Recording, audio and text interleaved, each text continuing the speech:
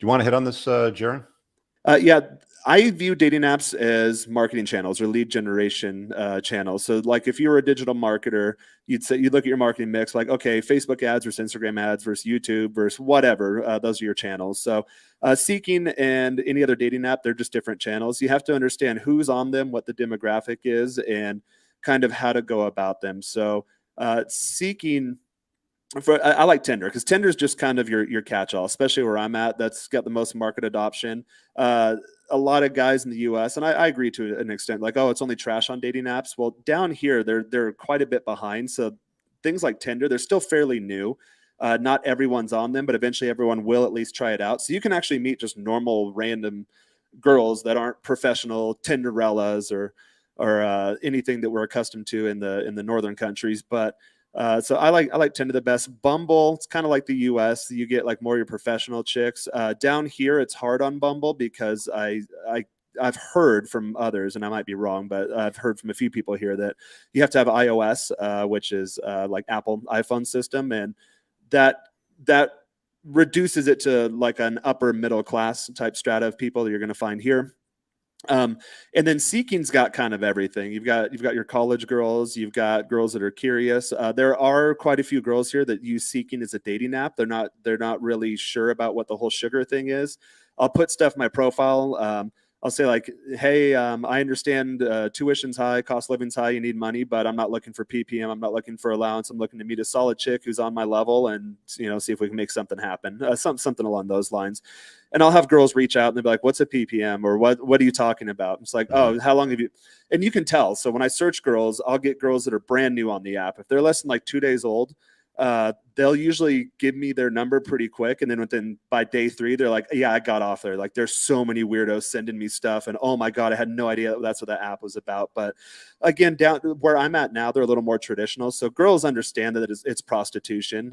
Girls in the US don't understand that. You'll tell they'll try to, oh yeah, you got to pay me this. Like, oh no, it's cool. I thought you're just like a young student or something. I don't do the prostitution thing. And like, oh, you asshole. I'm like, well, you're offering money in exchange for sex. Do you not know what that's called? So you get different types of girls. I'd say Tinder, more mainstream chicks. Bumble, you'll get your more boss girl types. And Seeking, you kind of get a mix of things. Now, Seeking, what I usually do is I'll let the subscription run out because it's kind of expensive, and then usually, and do this trick with any subscription services you have online, let it run out and then give it a few days, and you'll start getting the emails like it's substantially discounted to get you back on board. Hey, Jaron, we So miss you. Here's a 50% off coupon. that's exactly it. And then Yeah. you re-up it for 3 months, 6 months, you save a ton of money. But as a lead source, I've noticed that probably most of my girls come through Tinder or Bumble. When I do get a Seeking girl, there's another layer of objection or pain in the ass where you have to overcome. And that's knowing that one, she's either out looking to screw other guys for money. So if it's just a one-time thing, smash and pass, whatever, have fun, use protection. But if you want to make the girl a part of your rotation, you always have to know that she's out there and she's willing to accept money to sleep with another guy.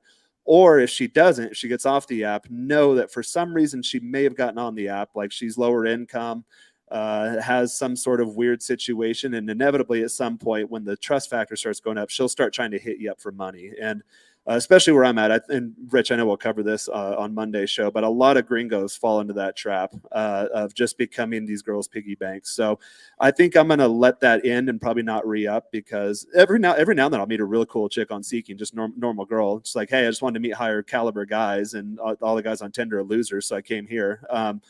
But a lot of times they're hot, but they're lower income girls, and you don't really want to bring that energy into your life. Muff? Yeah, I think with Seeking, you have to understand your competition. You have to understand the type of guys you're going up against. I've heard guys say things like, "Hey, I don't get any results on like a Tinder or a Bumble or a Hinge, but I get really good results on Seeking." Well, what Seeking is, it's an automatic status elevator. So you're already up on that next level because the women are assuming that you are making a good amount of money and you're a guy that's got high class, and you can actually go on an app that is sort of geared towards supporting women in a way, financially, whether you want to call that mutually beneficial or whatever.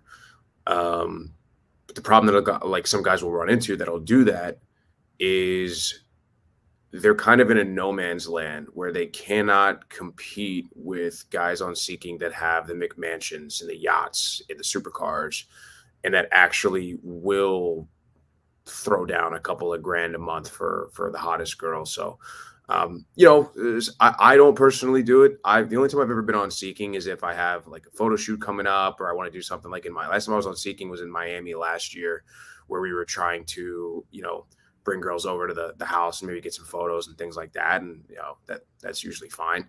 But in particular, I do pretty well with just like the standard apps, just because on those I've got a good social digital footprint that I've built, and I've got a pretty good display of my lifestyle through social channels. So, for a lot of guys, they think Seeking is sort of this end all be all, especially if they're an older guy and they don't want to mess around with Bumble, Hinge, Tinder, or whatever. But they're just playing a different game, and if they're not careful, they're still going to lose to guys that are sort of better than them or they're higher up on them. So they just have to know what they're getting themselves into.